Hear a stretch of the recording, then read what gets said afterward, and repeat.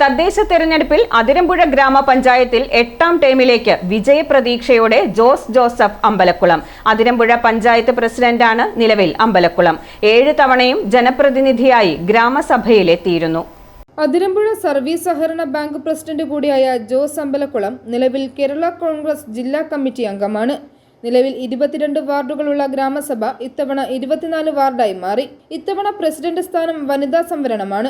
ആര് ജയിച്ചാലും നാടിന് വികസനം വേണമെന്ന നിലപാടിലാണ് അമ്പലക്കുളം. താൻ വിജയിച്ചാൽ അധികാര സ്ഥാനങ്ങൾ വേണ്ടെന്നും പുതിയതായി വരുന്നവർക്ക് രാഷ്ട്രീയം മറന്ന് പിന്തുണ നൽകുമെന്നും ആവശ്യമായ പരിശീലനം നൽകി അവരെ ചേർത്ത് നിർത്തുമെന്നും മുതിർന്ന നേതാവ് കൂടിയായ ജോസ് അമ്പലക്കുളം പറഞ്ഞു.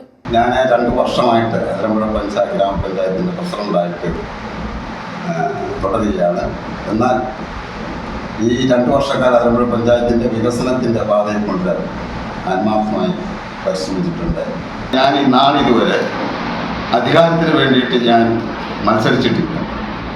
പാർട്ടി UDF എന്ത് പറയുന്നു അത് അനുസരിക്കാൻ തയ്യാറുള്ള ഒരു വ്യക്തിയാണ് ഞാൻ. വനിതാ പ്രസിഡന്റ് ആണെങ്കിൽ ഇനി ആർക്കെങ്കിലും വേറെ വൈസ് പ്രസിഡന്റ് സ്ഥാനം കൊടുക്കുമോ, അല്ലെങ്കിൽ വികസന സ്റ്റാൻഡിംഗ് കമ്മിറ്റി ചെയർമാൻ കൊടുക്കുമോ, ക്ഷേമകാര്യം കൊടുക്കുമോ, ആരോഗ്യം കൊടുക്കുമോ, എന്ത് ചെയ്താലും എനിക്ക് പാർട്ടി പറഞ്ഞ് തന്നാൽ മാത്രമേ ഞാൻ ഈ അധികാരം ഏറ്റെടുക്കുകയുള്ളൂ.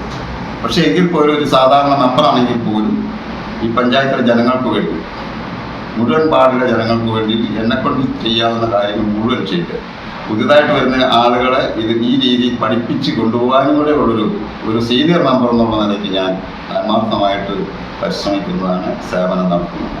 തെരഞ്ഞെടുപ്പിൽ ടെൻഷൻ ഇല്ലാതെയാണ് 8ാം ടേമിലേക്കുള്ള മത്സരം ജോസ് അമ്പലക്കുളം പൂർത്തീകരിച്ചത്.